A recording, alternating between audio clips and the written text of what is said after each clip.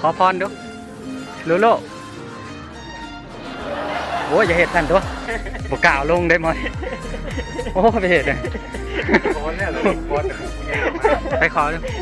ไปขอดูขอมันติดจากทีอ่ะบรรยากาศยามแรงมาแลน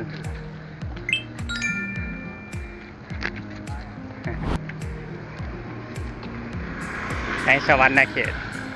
ยามแรงไผ่วางกับมาแลนชูสิย่างไว้เป็นยังชูไปบ่นั่นน่ะย่างตลาดก็มืดเอามือไหนอยากชวนมันชาวมันติดนี่ตาแล้วคิวเต็มอ่ะอยากให้เชื่อเอาเด้อมันส่งนะมาให้เบิ่งมันอยากไปถูกโอ้เดียวเลยนะมาไว้หรอบ่โอ้เก่งได้เราแลนขึ้นแลนลงมาชวนไปตากไปย่างถูกย่างอ้าวคือปลากันแล้วโอเคเลยวันนี้เฮ้เพื่อนใดลูกชีจริง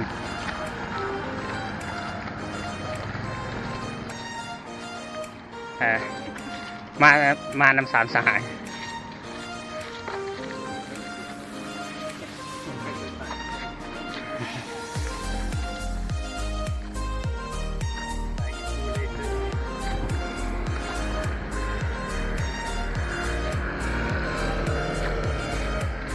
แลนทุกมือลงขีดเดียวไปติดเบิ่งไรนะมือเช้านี่66เยอะก็ขึ้นอีกจากย่าง2-3 คนเนาะตอนนี้ผ่านไปกับครึ่งชั่วโมงแล้วกับป้าเขาไป4-5 คนแล้วพกเนาะลืมนับตัวเจ้าของไล่ขึ้นบัดเดียวนะคนกัน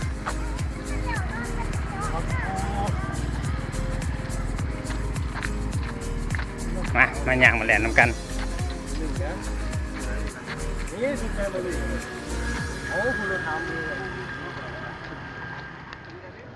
ชีฮอดแล้วแขกได้น้ำมาตีนี่จักลักหนึ่งวะได้ลักเดียวได้นี่ลักเดียว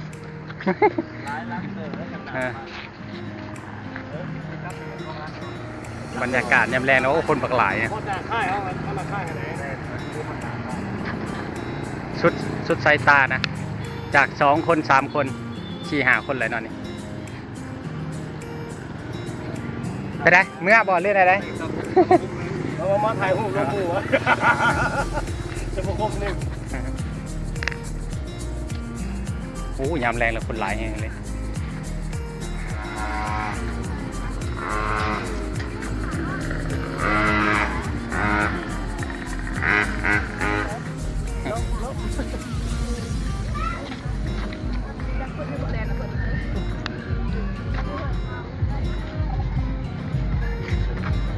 แสงอันใดเองเลยหมักตัวนี้แหละ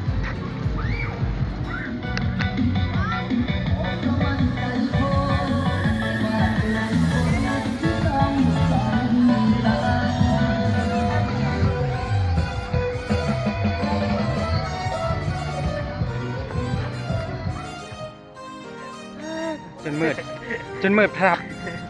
ตะลูบอกกันถ่ายเลยครับบางอย่างแจ้งในแบบนี้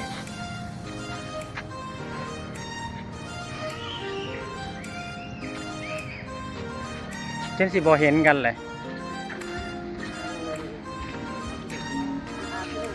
ขอพรดูลูโลโอ้ยอย่าเห็ดท่านตัวบกกล่าวลงได้มั้ยโอ้ไปเห็ดเลยไปขอดูไปขอดูขอมันติดจากทีอย่างเงี้ยเด็กไง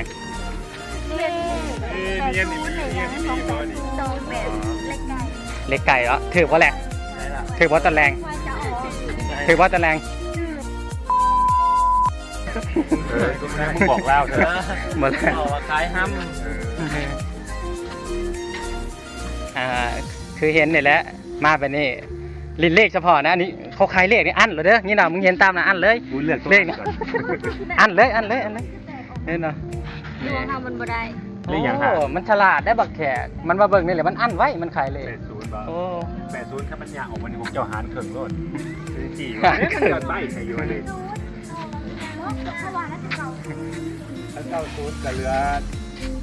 280 แต่เราจะมาหยุดดูมัน ตัวได้ล่ะใช้ไอ้ นี่ตัวมันข้าง 280วะ ข้อเลขกับข้อเลขมาเจอกันมันก็แน่นี่แหละ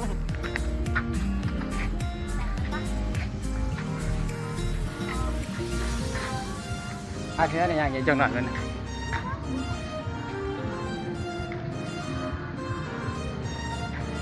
ใครอยากมากระบูชาเนาะแคมป์ของก็มีแบบบอลที่สวยสดงดงามเนาะก็คือนี่แหละสัญลักษณ์พญานาคเนาะหลายคนมากอ่ะอาจจะมาขอพรยังก็ได้เนาะ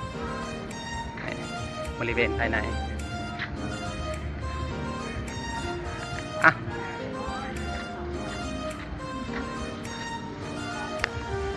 สาธุ